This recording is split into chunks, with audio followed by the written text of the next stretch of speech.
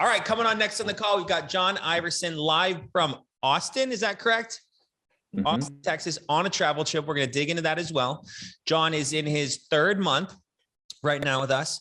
And we're going to dig into his story, but just so we understand whom you're about to listen to, he's very humble and handsome, but he's a good dude. He issue paid $53,000 last month. So for those that understand what that means, issue pay just means made. He made 50 grand last month selling life insurance to families that requested it. That's what we do at Family First Life. We protect families that requested coverage from us and with life insurance, and we do it very, very well. And John's going to talk about it today. So John, how you doing, my man? I'm good, man. Good to talk to you. Good to have you on, buddy. I'd love it if you would just kind of share some of your story, some of your background, how you found us, how you found FFL. You know, I want to talk less and I want to open the floor to you, man. Let them hear from the guy that's making it happen. Appreciate it. Thanks for giving me a platform. And thank you to, well, I'll talk about it in my background, but my coaches, my managers, give them some love in a moment. But my background, so I came out of school back in 2014 with a degree. I chose not to use it. I was pre-med, nothing wrong with it. Just didn't want to use it, and went into the world of restaurant management and thought I was going to make a career there, maybe own some restaurants. I have no desire. If you ever work as a manager in a restaurant, it's a meat grinder. You make probably about $37,000 a year, working about 80 hours a week. So it's just not worth it. And during that time, actually, I found a practice company, another IMO in the space, and I got my license with them because I was starting to delve into finance, and I started discovering insurance and real estate. And that's when I read my first few success principle books, like 7 Habits of Highly Effective People, like Stephen Covey. It's the first one I started with. Didn't do much with the license with that practice company. Of course, I went on all the paid for by yours truly trips, didn't learn much. And so I left that, entered the world of network marketing and e-commerce, and gave my heart and my soul to that for about 4 years. At the same time, I was working in the corporate world in finance, and then eventually in construction, leading a sales team there. And after 4.5 years in network marketing of building a team, having it collapse, building a team, having it collapse, and just not making money and seeing the same people getting recognition, same people doing training, same people getting bonuses, and the newest people not making money, it just got really frustrating. And so in January of this year, I started to have these thoughts about what's my next step going to be, because I'm not going to stop doing it to go to nothing. There's got to be not just a lateral move, but it's got to be a vertical move of some sort. I don't know what that looks like. And I was getting pressure at work from just from different things that I don't really need to go into, but I was getting pressure at work, and I knew I was on my way out of there as well. And then I think it was March or April, I met Casey Trout, and just randomly, I mean, in network marketing, I'm used to prospecting in the field. And so I was prospecting her, and she told me about what she was doing. And I was like, that actually sounds interesting. I had been frustrated with what I was doing. And so I was like, yeah, I'd really like to learn more. Did probably about a week to 2 weeks of due diligence, diving into everything. And everything I saw was positive, green lights, which is really refreshing, coming from the network marketing industry, where you go online and really nothing is positive or refreshing about that. And so I was like, this just makes sense. Let's go ahead and start part-time. The idea was to kind of build up maybe 5-10 grand and then step away from my job. And then I think it was May 5th, whenever the Phoenix sales conference was, I called in sick. Only time I've ever called in sick in my life to a job. Called in sick, went to the sales conference, and I'm like, this is stupid. I'm so far behind so many other people. Like, I'm not going to start part-time and purposefully choose to make less money. That doesn't make any sense. So before I had sold a single policy, I turned my 2 weeks notice in, and I started third week of May, and my back was against the wall. I had to perform. I didn't have a choice, because I would not have any income if I didn't. And 3 months later, here we are, bro. Never looking back, building a team, and looking forward to moving forward. It's surreal, right? You're like, I've been looking for this forever. I was teaching people to upsell guacamole and sour cream on how to tell people to add on additives. And are you sure you don't want it? You want a glass of wine? How about on a bottle of wine? Oh, you're having salad? How about we do sea bass or steak tonight? Right? That's the sales training. You've got 22 servers and some runners and line cooks. And now here you are you're gonna profit more this year than the restaurant will. Oh, 100%. Yeah. Most restaurants are broke. It is. It's a tough business, man. All business is hard. All business is hard. The difference that I believe FFL offers is that we take the human component, the will to want to push through. And that is the deciding factor based on whether or not people will win here versus hoping that your marketing and advertising or billboard ad or radio ad brings in more customers to your front door. And there are a lot of good, profitable businesses that exist out there. The challenge is they're few and far between. And we can literally have hundreds of thousands of six-figure income earners here at Family First Life because we service Middle America, where there's 120 million people that are in that demographic that fit in line with our products. So, John, your background is not one unlike my own. It's not one. I worked in restaurants, I did network marketing, and now I sell insurance. So if you just buckle down, dude, you got this. Let's go, baby. Oh, man. That's the goal. So, but to see now what you've accomplished so quickly, and would you talk for just 2 more seconds about you burning the ships, the classic Columbus adage and thought process of burning the ships.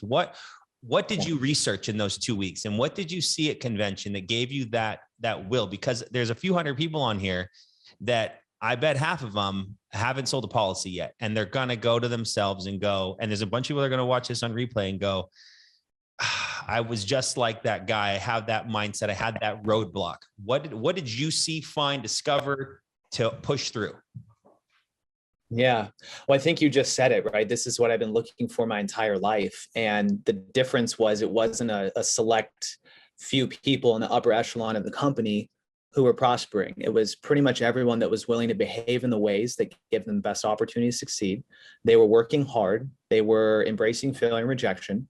They were implementing coaching and feedback, and they did not have a quit button. And I think that's what really the hallmark of a free-spirited entrepreneur is. And so as much as I kind of bemoan my background and I wish I had found this sooner, I'm also very grateful for going through so much crap for so long, because I wouldn't have developed the mindset, the skill sets necessary to be able to come into this, see it for what it was, have the courage to do what was very, very difficult, because I was leaving about $500,000 of unvested stock options back in my previous company, and everyone thought I was crazy. But at some point in time, it's the way that you make money matters, like the cash flow quadrant, right? Rather than actively making it, creating something that will pay you for a lifetime. So what did I see in those 2 weeks? I saw, like you said, I saw the opportunity of a lifetime, and I saw what would not be if I didn't make that decision. I saw where I wouldn't be if I didn't choose to go all in right away. And the thought of missing out again on something in my life killed me. And I was like, there's just no way I'm letting that happen. I can't. There's too many people prospering. If I just stick my toes in for a few months, it's going to take me way longer. I'm not going to have the momentum I want, and I'm going to do myself and my future family a disservice if I don't go all in. So that's it. I feel like I'm watching myself across the camera, because when it was at Christmas before I started FFL, I was running a software company for 4 years, 120 hours a week, trying to get it off the ground. And I remember writing the resignation letter to my partners that I started the company with. We started it at a restaurant in Tucson. Okay. And we made the plan and the idea, and then it took off, and we had 53,000 customers. We were doing 300,000 a month in revenue, but I was making no money. And it was always about the future. It's always a payout. So it was about the $500,000 of unvested stock options, right? And I remember writing this letter to them and just saying, I need to forego opportunity in the future to solidify income for my family today. And little did I know that the opportunity that I thought I was letting go was actually the opportunity that I was taking part of by joining Family First Life. And I walked away from a company that I'd built for 4 years. I mean, it still exists. It's still online. They still run it. And I wish them success, but it's something that if I hadn't walked away, if you hadn't walked away, you wouldn't be where you are today. And that was probably there might have even been a tear shed. There was a lot of self-reflect. How long did you work at your company?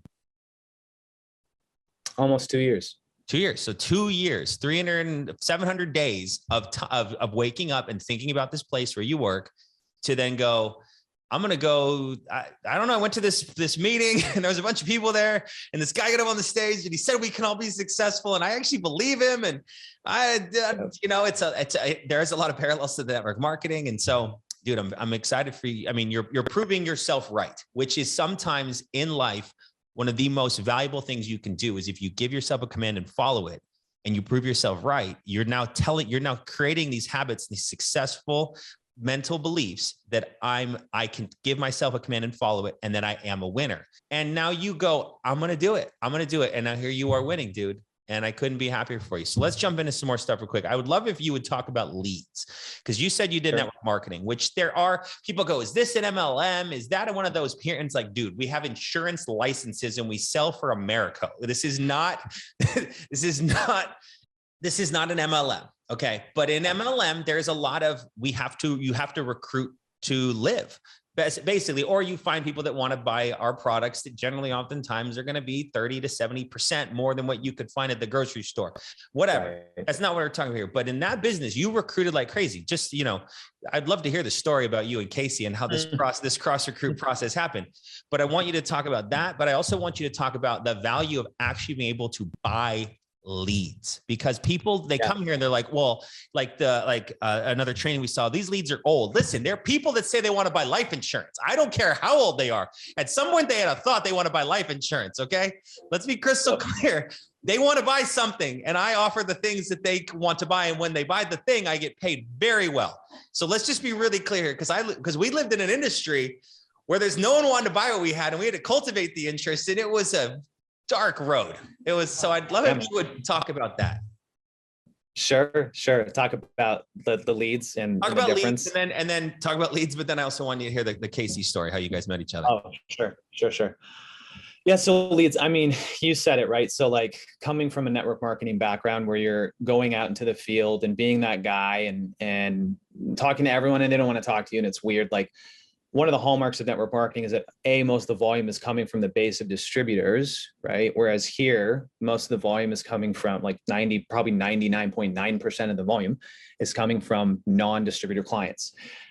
So, I mean, that kind of puts it to rest right there. But as far as leads, what was I buying? What am I buying? What am I working? It does depend on where I am. Pretty much anything I can get my hands on. Internet leads was what I almost exclusively worked for like the first month and a half because I was somewhat hesitant to work mortgages. Don't know why. And then I started working those final expense. I'm locking out counties now. So I'm going to work new mortgage mailers and try my hand at that up in like West Virginia area. But I think the mentality is the same. The way that I say it is like, it doesn't matter what lead you work.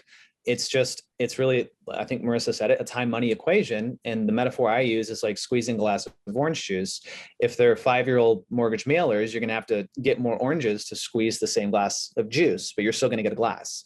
If it's new mortgage mailers, you're only going to need a handful of oranges to squeeze that same glass of juice, but you're going to pay a lot more money for it. So it's just really, what is it that you want? Are you willing to fork out the dough for the time? And if you do that, what are you doing with the time that you now have? You should be investing it into the highest ROI activity, being recruiting in the long term, building your agency, coaching your new agents, helping them produce and achieve their goals. So I think that's where I'm at as far as leads go. As far as Casey and how we met, I actually was hitting on her. So that's number one. I was approaching her because we were at, where were we? Protein House in Scottsdale off of Mayo. And I looked up and she was doing work on a computer at a protein house, which I thought was weird because people don't do that there. They do that at like a coffee shop, but whatever. And so I approached her and then we started talking and I shared kind of a little bit what I did. I heard a bit more about what she did. And I said, hey, setting aside that for a moment, like I am genuinely interested. I'm genuinely interested because I didn't tell her I was frustrated, but I was with what I was doing. And so I set that aside. Like there is no anything between us. It's purely platonic and we deeply respect each other as friends. And I'm grateful for her being in the right place at the right time or me being in the right place at the right time or both, not sure which, but no, that's kind of how it started. And then here we are today. What did she say? So you kind of, what did she say about her business as a businessman yourself, because isn't it, I mean, a network marketer, you're probably one of the hardest working business owners because you're completely have to cultivate interest every time you talk to somebody. So it's a very difficult and challenging business that people can become successful in. They far more can become successful in life insurance, family first life. Let's be crystal clear about that. But you were a business minded man who had ambition to create, lead. What could she have possibly said that was intriguing to you? I think it was how she was talking about what she did. So she was, if I'm trying to remember back to it, she was more vague on the front end. And then I think I point blank asked, like, is it life insurance or insurance or something along those lines? And she's like, yeah. And then she talked a little bit more about it. And I was like, okay, so the ghost of business opportunity past reared its head. And I was like, oh, I used to have a life insurance license. Let's hear what this is about. I'm in network marketing. I've seen it. I know the deal and how it goes. And the way she was articulating, first of all, she's very well spoken. Second of all, she produces at a high level. So she has the moral authority to talk about the opportunity in a way that's compelling. And for someone who has a professional background, in a way that is attractive to them. And so it was probably more of her and how she presented it and who she was. And it was clear that she was succeeding, working on a Sunday. And no shocker there, that she's producing the way she is and building a team. She, by the way, just hit senior sales manager. So shout out to that logo coming. So yeah, I think it was more of just her. And I think that's really, like, for those of you on this call who want to attract high level talent, like, the point is that you do need to become someone that other people will see and look up to and see this as an opportunity to pursue. You want the person in sales or mortgages or whatever line of business who's going to crush it out of the gates. You need to become that person that they can go to and respect and look up to. Otherwise, you're not going to have as much weight to the opportunities. So I think that's really what it was. It's just who Casey is. Moral authority is the best way I've ever heard the respect that you garner by selling a lot and people going, I can trust this person. And that's a very, very well way to say it. Now just to echo back our past again, you're complimenting her on hitting senior sales manager, which is awesome. But at the same time, isn't it funny to think about the pins and the ranks and all the stuff that people would be reckoning, like, hey, you made $72 this month, here, let's walk across stage and talk about how you did it. And it's just, there's so much, guys, for those of you that have never been a part of an industry where you're recognized for doing the bare minimum, and that the whole methodology is to keep you on a monthly due or a monthly auto ship program. So you keep paying so that the people above you get the profit from your expense. It's a very different world we live in, where we only recognize winning and effort and true success and actual breakthroughs. And it's a world where John, I really believe that, like, FFL will cultivate a culture shift for entrepreneurship. Like, hey, let's stop. Like, not that, like, my kids shouldn't get a participation ribbon for, like, I'm not going to go down this path, but, like, if the goal was to do 20 push-ups and he did 19, does he need a ribbon? No, but someone should still tell him good job, right? But to go, he showed up and did a half a push-up and he's now equal to the guy that did 20.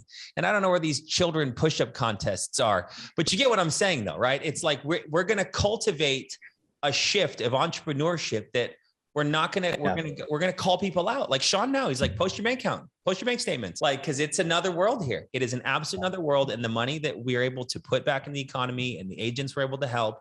And now you having a platform that you dreamt of thinking now, dude, how confident are you to go talk to someone about this business? Put anyone in front of me. And if they try and say anything, I'll tear them apart. Okay. Well, let's wrap it up in this regard, not tearing people apart, but what is your 30-second to 60-second elevator explanation on what a family first life is? Sure. Family first life, I take it pretty much just from Jordan Lowry. Family first life was built on 3 different pillars that, like you just said, are changing the way business is done. Number 1, it has to be good for the client. Number 2, it has to be good for the agent. Can't hurt the business. What that means is, don't know how familiar you are with Grady, with insurance, but it has a pretty dark and sordid history. A lot of people were, if not completely misrepresenting income, lying about income, getting people signed up, having them make lists, and then badgering and berating people to sell insurance. That's a little dark, and that leaves a trail of dead bodies, so to speak. We don't do that here. We have warm buyer leads. People fill it out. They request coverage. We call them, we book an appointment, go in their home and help them shop. And half the time it's that simple. The other half the time you're going to have to develop a sales skill set to influence them to make a purchasing decision. Yeah, absolutely. And number two, it can't hurt the agent. These same companies are starting agents at 25% comp, which I think it's breaking antitrust when they collude it, quite frankly. And it's just not appropriate. And so we start all of our part-time agents at 100% because they deserve it, because they are working hard for it. Right. And I explain overrides in the sense of, look, it's an exchange of value. If I'm going to take the risk that you're actually going to be a good use of time, that you're actually going to go out in the field and implement my coaching and feedback, that you're actually going to produce, should I not receive some value in exchange? Absolutely. But I should get very little of the value so that I'm incentivized to go out and teach as many people as possible. So that's number two. Is good for the agent. It can't hurt the business. Just be ethical, bro. Don't lie on applications to push it through. Don't misrepresent income.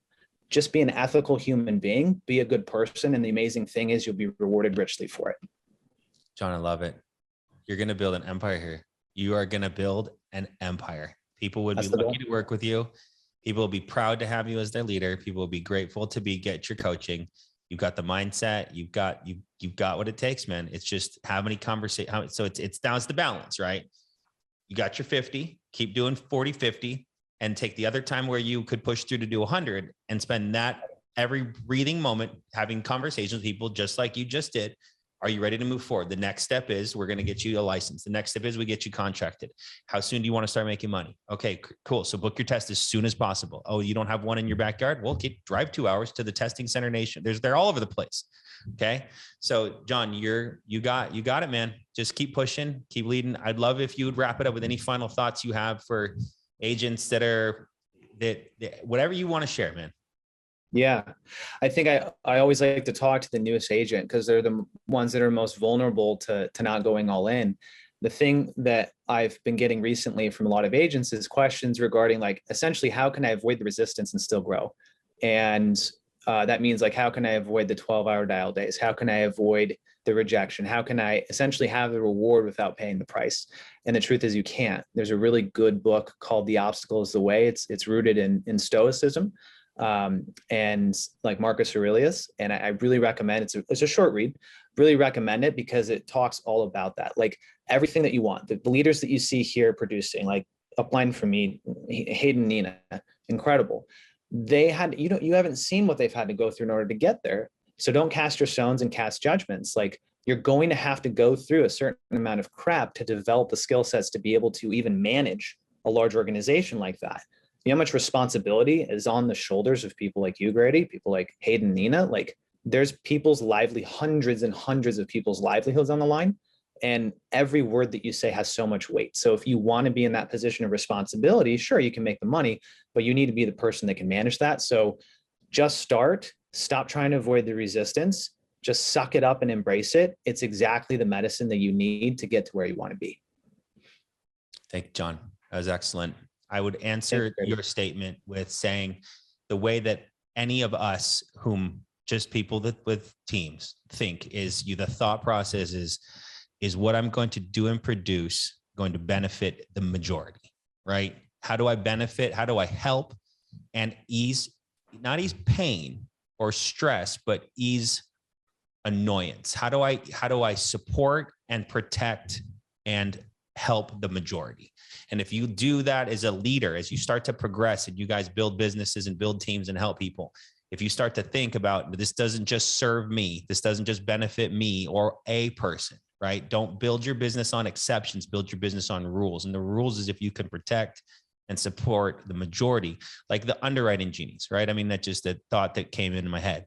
We created this tool that benefits the majority, right? Is it always the absolute most perfect answer? No, but it's 97% right? So if it benefits the majority, we do it. So John, I'm excited to watch you continue to run up leaderboard. Congratulations on a big month. Looking forward to cheering you as you hit senior sales manager, VP and beyond, man.